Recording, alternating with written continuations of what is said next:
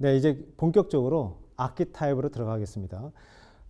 실제로 시스템을 분석하는 데 있어서 붕어빵처럼 딱 갖다 놓으면 이 틀, 붕어빵을 찍는 틀이죠. 갖다 놓으면 붕어빵 푹푹 나오는 것처럼 바로바로 적용할 수 있는 아주 작은 단위의 시스템의 구조를 소개하겠습니다. 피터슨계가 소개할 때 제일 먼저 이걸 소개했는데요. Limits to Growth, 성장의 한계라는 아키타입을 소개하고 있습니다. 저는 이것을 천당과 지옥의 아키타입이라는 표현을 썼는데 왜 그런지 이따 소개해 드리도록 하겠습니다. 기본 구조는 이렇습니다. 가운데 퍼포먼스, 성과라는 게 있고요. 왼쪽에 growing action, 이 성과를 키우게 만들어지는 그 무언가, 노력이죠. 노력, efforts라고 하는데 노력이 있고요. slowing action은 성과가 나타나지 않게끔 뒷다리 잡는 그 무언가가 자리 잡게 돼 있고, 이 슬로잉 액션에 영향을 주는 외부 요인으로서 자원의 한계, 리소스의 리미팅, 리소스 리미트 이런 것들이 좀 있습니다. 일단 여기 보면 플러스 마이너스가 없는 것을 보면 이것은 일단 제가 일부러 그랬는데 먼 큰 그림으로 숲을 보는 훈련입니다. 그래서 피드백이 두 개가 있어요. 왼쪽의 피드백에는 뭔가 눈덩이처럼 계속 커지는, 뭔가 강화되는 그런 피드백 구조가 있고, 같이 맞물려서 있는 것은 뭔가 뒷다리 잡는 밸런싱을 이루는 피드백이 있는 거구나, 이렇게 생각할 수가 있죠. 이제 다시 좀 더 들어가서 나무를 볼까요? 퍼포먼스가 성과가 크면 클수록 노력은 더 열심히 합니다. 따라서 같은 방향. 노력이 열심히 하니까 성과가 더 납니다. 같은 방향. 성과가 나면 날수록 뒷다리 잡는 것이 많아집니다. 같은 방향. 뒷다리 잡는 것이 크면 클수록 성과가 안 나옵니다. 반대 방향. 리미팅 컨디션에서 내려오는 이 화살표의 인과관계는 그때그때 설명에 따라서 이게 플러스일 수도 마이너스일 수도 오히려 헷갈릴 수 있으니까 제가 소개해 드리도록 하겠습니다. 자, 이거에 대한 사례를 한번 앞서 말씀드렸던 사례를 다시 한번 끄집어내서 잠깐 소개를 드리죠. 네. 벤처기업 사례 기억나십니까? 가운데가 매출이 있었고요. 예. 매출이 있으면 있을수록 R&D 투자를 많이 하고요. 네. R&D 투자를 많이 하면 할수록 다양한 상품들이 나오고요. 다양한 상품이 나오니까 오히려 매출도 많아진다. 매출이 크면 클수록 서비스에 대한 압박이 커져서 서비스 압박이 커지죠. 압박이 커져서 서비스의 품질을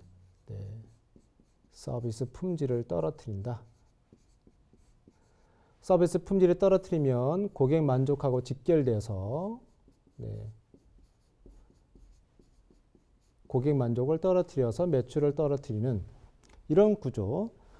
그런데 이 서비스 품질은 바로 떨어지지 않고 우리 자원의 한계,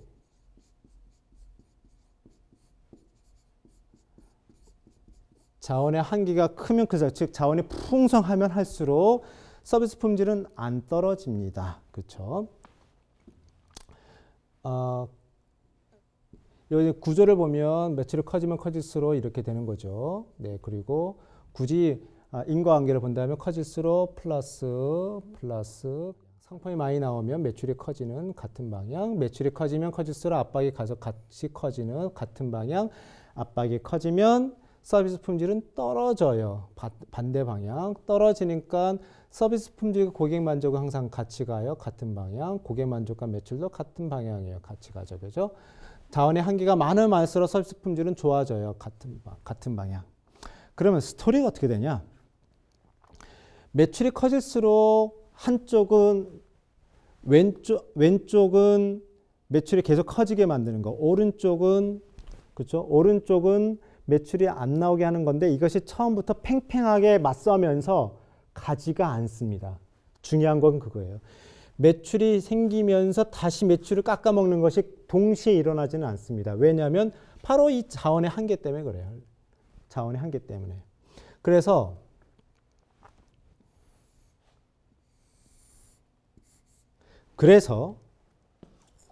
처음에는요, 이 매출이라는 성과가 처음엔 올라가다가 서비스 압박을 받아서 서비스 품질이 떨어져서 매출이 떨어져 이것도 생겨야 되는데 이것이 영향을 안 받아요. 이 힘이 크기 때문에.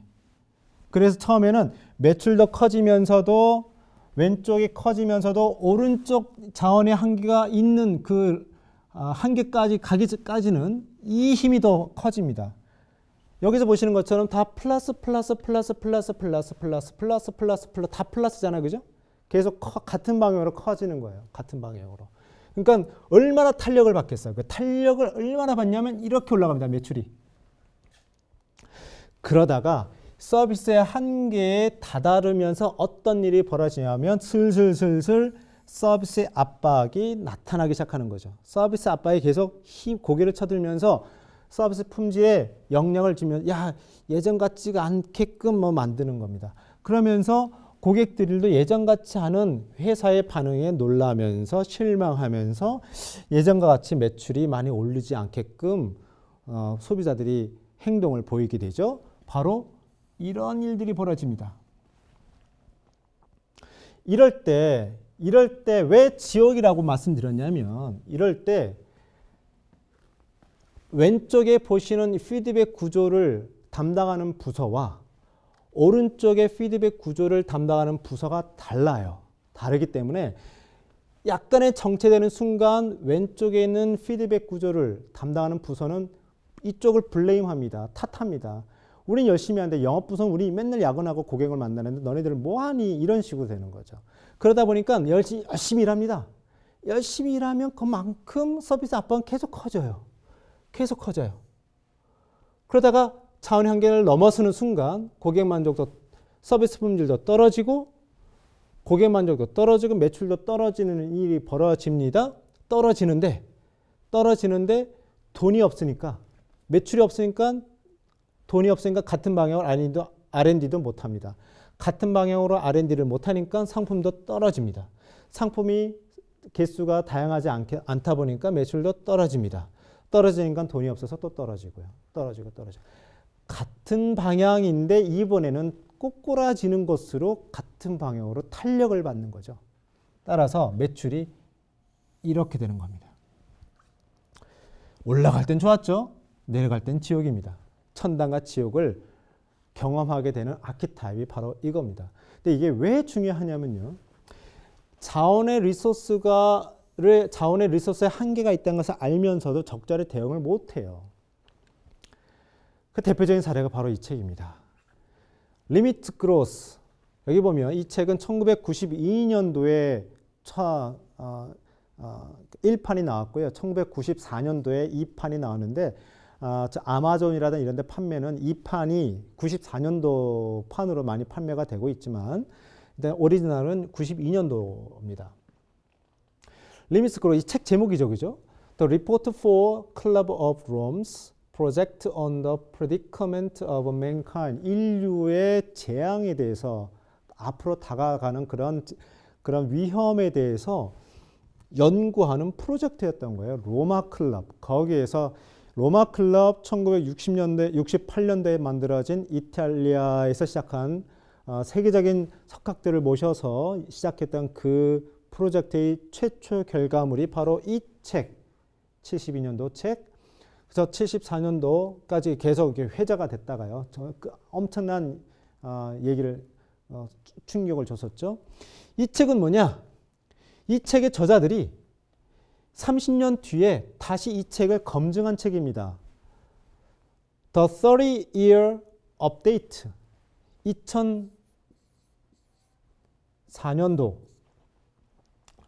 1972년도 그다음 1974년도 판이 많이 팔리니까 여기 정확하게 30년 이렇게 되는 거죠. 어쨌든 간에 30년이 지나서 다시 봐도 결과는 같더라. 무슨 소린가요?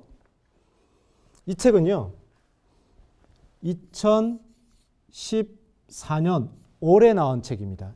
이것도 역시 2052년까지 쭉 예상을 하면서 이 얘기가 다 맞더라라는 얘기를 하고 있어요.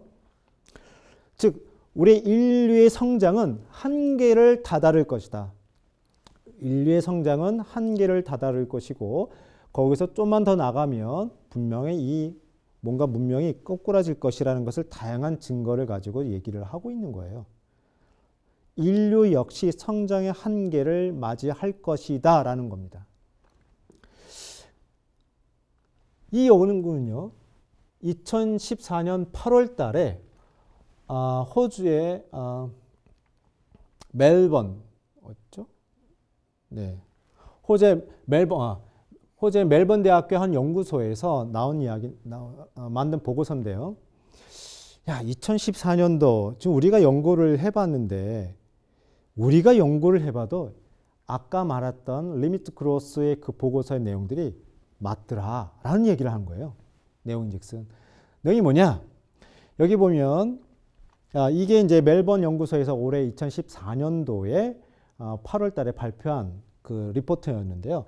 점점점 점점점들은 1972년도에 예견한 그 이 예상치고요. 실선이 지금까지 실제 데이터를 도입해 보니까 이런 추세가 여태까지 가져왔다라는 것을 보여준 겁니다. 즉 실선은 실제 데이터고요. 점선은 과거의 현재와 미래를 예상한 예상치입니다.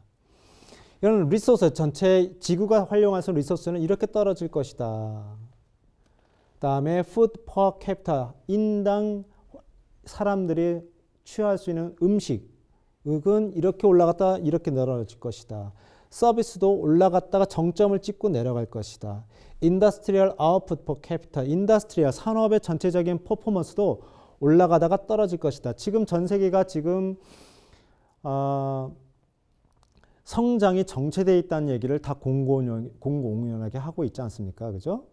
물가 상승률을 같이 놓고 보면 지금 성장이 제로 아니면 떨어지고 있는 중입니다. 바로 나타나고 있는 거죠. 그죠? 출생률도 그 다음에 사망률도 전체 인구도 그래서 이 정도면 거의 똑같이 움직이고 있다는 거죠. 즉 1972년도에 얘기한 성장의 한계, 지구의 성장의 한계가 지금 돌이켜봐도 맞다. 이런 얘기를 하고 있습니다. 이 리포트에 이런 말들이 있는데요. If the present growth trends in world population, industrialization, pollution, food production, and resource depletion 이러한 것들이 계속 변하지 않는다면 이런 추세가 그죠? 이러한 추세가 계속 변하지 않는다면 어떤 일이 벌어지는지 아십니까? 라고 얘기하는 거예요.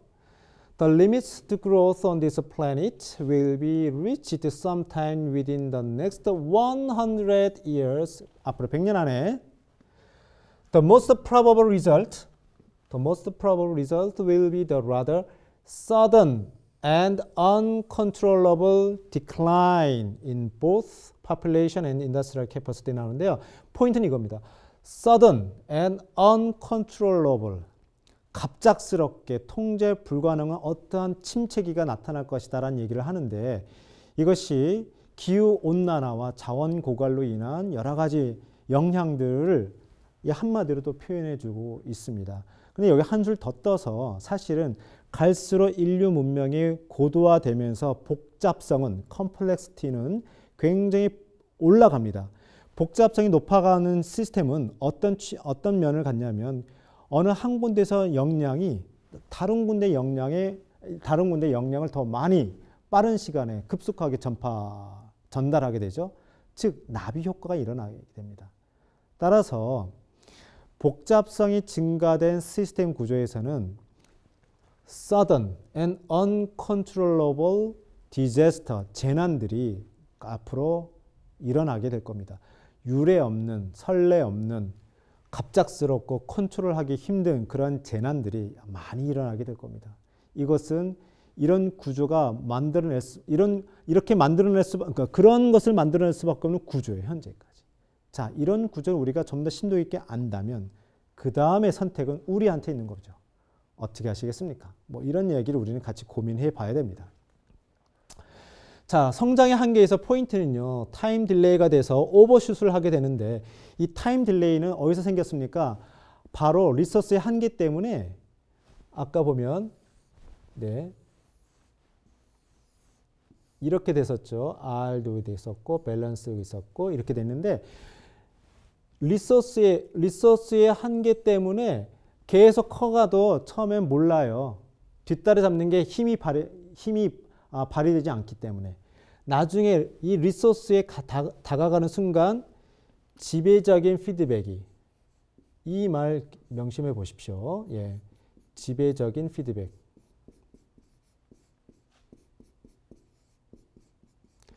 도미넌트 피드백이 처음에는 R루프에 걸립니다. 계속 커지게 되는 거예요. 그러다가 리소스에 다가가는 순간 지배적인 피드백이 슬슬 옮겨집니다. 밸런스 루프 쪽으로. 그렇죠? 그러다가 다시 이 리미트를 넘어가는 순간 지배적인 피드백이 다시 일로 넘어갑니다. R 쪽으로. 어떻게? 이번에 R, reinforcing, 강화되는 것은 거꾸로 강화되는 거예요. 예, 거꾸로 강화되는 거예요. 지배적인 피드백이 이 아키타입에서는 처음엔 강화 루프에서 시작해서 밸런스 루프로 갔다가 여기서 성장을 속도를 줄이거나 멈추지 않으면 다시 R로 가면서 파국을 일으키게 되는 겁니다.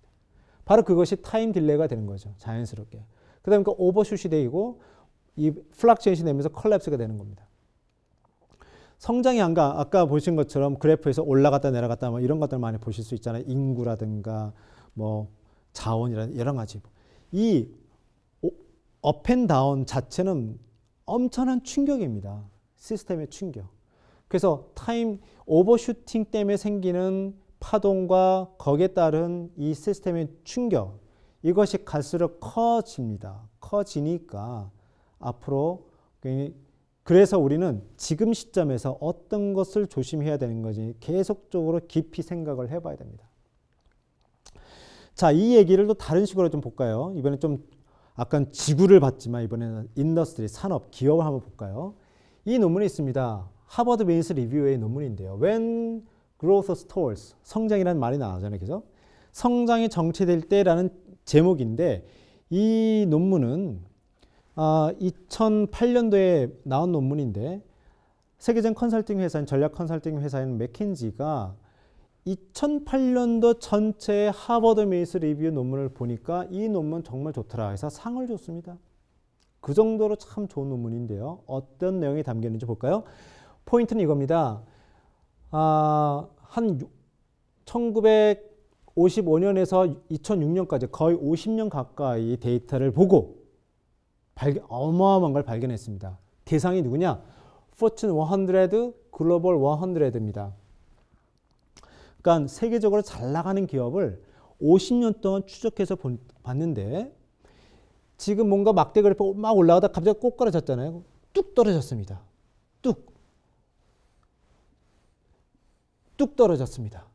바로 이때가 평균 성장률이 계속해서 올라가다가 어느 시점, 스톨 이어, 정체 이 시점을 지난 순간 뚝 떨어지더라는 거예요. 예외 없이. 이게 무섭습니다. 예외 없이 이 잘 나가는 기업들이 다 이런 현상을 보이더라. No soft landing입니다. 기업들도 그렇습니다. 잘 나가다, 즉 강화 루프의 힘을 받아서 탄력을 받아서 굉장히 올라가다가 어느 순간 뚝 천당과 지옥을 같이 맛본 거죠. 제가 그래서 용트림 하다가 장렬히 피 흘리는 모습들이라고 제가 썼는데요. 내용이 이렇습니다. 그래서 한번 스톨에 걸리면 그러니까 전체 기업 중에 87%가 스톨에 걸린다. 근데 한번 정체에 걸리면 이 한번 정체에 걸리면 무시무시한 것이 이 늪에 빠지는 순간 46%는 그냥 고만고만해서 지금 10년 지나서 10년 동안 빌빌빌빌 되는 거죠. 그러다가 54%는 슬로우 원 네거티브, 즉 완전히 꼬꾸라지게 된다는 것이고요. 또 10년 뒤에, 즉 10년입니다. 그 10년까지 데이터를 보면 한번 이렇게 또 떨어진 기업은 거의 54%의 기업 중에 67%는 사라집니다. 그만큼 한번 이 스톨, 정체의 늪에 빠지는 순간 다시 살아나기는 정말 힘들다라는 얘기를 해 주려고 하는 거죠. 또 왜 이런 일이 벌어졌느냐라는 거 원인을 파악해 보니까 외부 요인이 13%, 내부 요인이 87%. 그러니까 내부적인 문제라는 말이에요. 내부적인. 즉 시스템의 문제였다는 거죠. 시스템 내부의 문제였습니다. 시스템 내부의 문제, 뭐 전략적인 요인이니 조직적인 요인이 이렇게 좀 더 들어가면 좀 경영학적인 아주 재미있는 사례들이 나오지만 우리 더 크게 보자고요. 왜 이런 일이 벌어졌을까요? 그거에 대해서 한번 생각해 봐야 된다는 것이죠. 방금 말씀드린 것처럼 바로 이런 구조를 보이는 거 아니겠어요? 그죠? 네. 강화되다가 밸런스를 맞췄다가 하지만 이 속도를 줄이지 않다 보니까 계속 꼬꾸라지는 이런 일이 벌어집니다. 자, 여기서요. 그러면 이 성장의 한계 이 덫에 걸리면 어떻게 해야 되느냐? 어떻게 되느냐? 여기 시사점은요. 두 가지입니다. 하나는 여기에서 얘기하는 리소스의 한계. 리소스의 한계를 키워라. 우리의 내부 역량, 내부의 자원의 한계를 키워야 된다. 그렇죠. 두 번째 시사점은요. 비헤이비어, 시스템의 모습이 이렇게 급속히 성장하다 뭔가 이상 조짐이 생기면 이 속도, 강화되는 매출이 커지고 그 매출이 커지니까 신나게 더 열심히 일하는 야근하고 R&D 투자하고 으쌰으쌰하고 비전을 얘기하고 열정을 불어넣고 뭐 이런 활동들을 속도를 줄이라는 겁니다. 이럴 때 올라갈 때 이 속도를 줄이지 않으면 이 속도 때문에 컬랩스 된다는 거예요. 근데 이 시사점, 이 솔루션을 일반 기업과 일반 의사결정하는 어떤 그 조직에서는 받아들이기 좀 쉽지가 않아요. 리소스의 한계 키운다는 오케이 거기까지는 뭐 열심히 하면서 리소스 한계 키우지 이런 얘기를 일단 하게 되고요. 아마 쉽지 않을 거예요. 두 번째가 더 힘든 게 바로 이 속도를 줄이라는 거죠. 속도를 줄여라. 속도를 줄이지 않으면 이게 뻔한데 이렇게 될 게 뻔한데 속도를 줄이라는 얘기를 귀담아 듣지 않습니다. 왜냐하면 아까 육아 사상에 젖어 있기 때문에 그렇습니다. 뭔가 만들어야 되는 거 아니야? 뭔가 해야 되는 거 아니야? 뭔가 문명을 만들어야 되고 창조해야 되고 그런 거 아니냐? 라고 하기 때문에 그런 생각은 진리요, 길이요, 생명이라 생각하기 때문에 계속 성장해 나가는 강화하는 피드백 고리를 이 속도를 줄이고자 하는 노력을 차마 못합니다. 여러분들은 어떻게 하시겠습니까? 여러분들은 어떻게 하시겠습니까? 이것을 단식으로 한번 표현해 볼까요?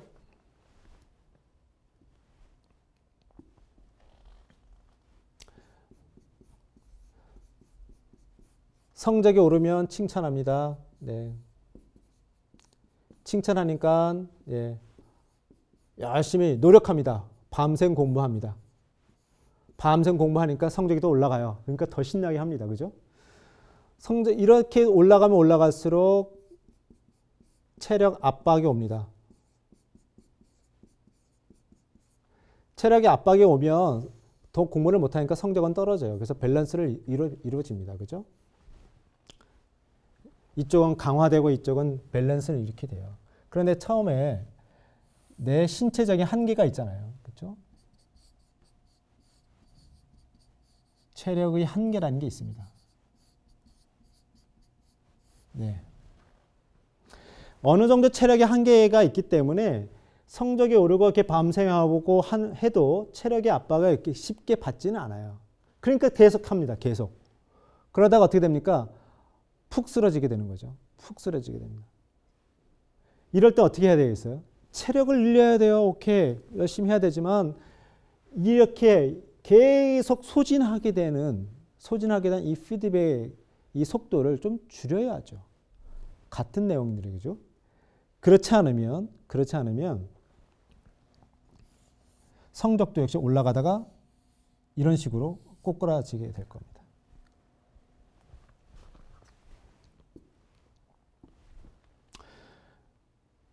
타임 딜레이는 실제로 지연 효과가 있어서 타임 딜레이도 있고 리소스의 한계를 우리가 잘 인지를 못해서 그것 때문에 잘 나가는 줄 알고 계속 하다 보면 되는 그런 것도 생깁니다. 그러다 보니까 과도한 행동이 생기게 되고요. 그것이 결국은 파국을 이렇게 만들게 됩니다. 이럴 때 여러분들은 어떤 판단을 해 보시겠습니까? 다음 시간에는 또 다른 사례로 다른 악기 타입을 소개해 드리도록 하겠습니다. 수고하셨습니다.